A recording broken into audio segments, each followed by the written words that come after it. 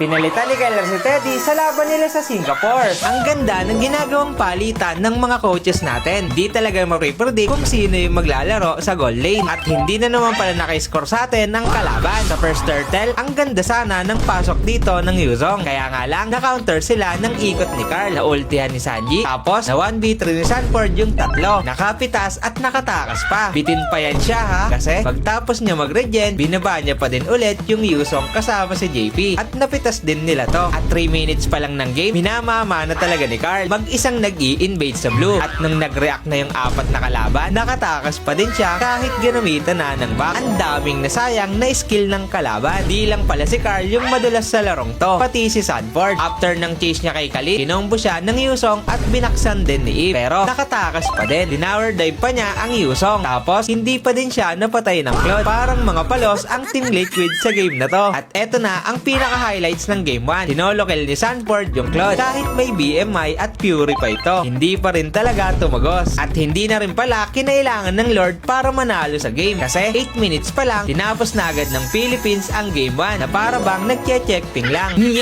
Sa game 2 naman, dito na naghalimaw si The Goat. 13-1 yung akay niya. Parang naka-assassin. Medyo shaky nga lang yung early game natin. Kasi 1 minute pa lang, nabigyan na agad si Daddy JP. At bago magka-turtle, nabigyan din si Carl at Sanji sa mid. Kaya na-secure ng SG ang turtle. Kaya nga lang, hindi tayo pumayag dito. Pumalag pa rin si Sanford kasi nakita niya na malapit na yung mga kakampi niya. Kahit nakuha ng Team SG yung turtle, nakatrade pa din tayo ng 2 hero. Sobrang worth it nito. At sa third turtle, dito na tayo nagsimulang lumamang. Pagkakuha natin ng turtle, nasipa sa box natin si Hylos at napareact ang kalaban. Pero isang wasiwas na naman para sa Arlot ng Pinas. Di ko alam ba't hindi binaban yung Arlot ni Sanford. At ang pinakamaangas pala na clash na nangyari nung game 2, yung hinabol ng Team SG si Sanji. Sobrang ganda ng micro niya dito. Hindi agad siya nag-flicker. Pinurify niya muna yung Hylos at nag-second skill pa sa Baksha. At nung kaya niya na maging shield yung blue buff para hindi siya magulungan ni Baksha, dun pa lang siya nag-flicker. Ibang klase talaga to si Sanji. At dahil nga nag-overextend na rito yung Singapore, dito na natin sila na-punish. At naging easy lord na lang to para sa atin. At ang huling clash sa lord push na. Nahawi ni Sanford yung Hylos at Baksha. At isa na namang napakagandang ikot ni Carl para masarado na rin natin ang series. At tumagal lang ang game ng 14 minutes. At yun lang, pasok na tayo sa playoffs na gaganapin sa Japan. Sana all!